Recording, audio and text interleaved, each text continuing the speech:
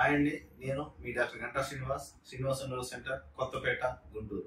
చాలా మంది ఈ మధ్య ఓపీల్లో నాకు నీరసం అండి, నిస్సత్తుగా ఉంది, ఏ పని చేయలేకపోతున్నాను, ఇంట్రెస్ట్ రావట్లేదు, అది పని చేస్తే కూడా నీరసం వస్తుంది, ఇలా కారణాలు చెప్తారు.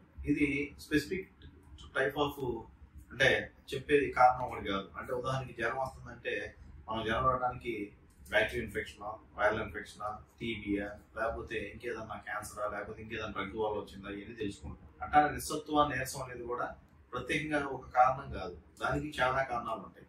అంటే కొంతమంది షుగర్ తగ్గి, లేకపోతే క్రానిక్ గా షుగర్ తీసుకున్న టాబ్లెట్ అలా రావచ్చు, లేకపోతే సోడియం పొటాషియం బాడీలో తగ్గి దానివల్ల నిస్సత్తువ, నీరసం రావచ్చు.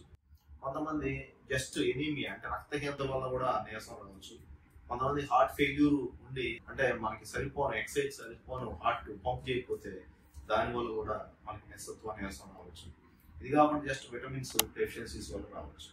సో అందుకని నిస్సత్తువ, నీరసం అనేది చెప్పడం ఈజీయే కానీ, బట్ దాన్ని మనం కొద్దిగా డిసెక్ట్ చేసి దానికి కాజ్ కనుక్కోవాలి. చాలా మంది హైపోథైరాయిడిజం ఉండి కూడా నిస్సత్తువ, నీరసంగా ఉండొచ్చు, లేదా కొన్ని హార్మోన్ డెఫిషియన్సీస్ కానీ, ఫిమేల్స్ లో ప్రత్యేకంగా మెనోఫాజ్ లక్షణాలు దగ్గరైనప్పుడు కూడా ఊరకనే నిస్సత్తువ, నీరసం రావచ్చు. మెనోఫాజ్ అంటే వాళ్ళకి మెన్సెస్ అయిపోయి వాళ్ళ బాడీ వితౌట్ హార్మోన్స్ లాగా ఉన్నప్పుడు ఫీల్ అయ్యి దానికి రావచ్చు. విటమిన్ డి డెఫిషియన్సీ వల్ల రావచ్చు.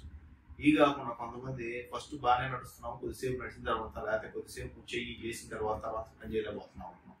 వాళ్ళు ఏంటంటే ఫస్ట్ 4-5 అడుగులు బాగానే చేస్తారు, తర్వాత ఉన్న కొద్ది నీరసపడతారు.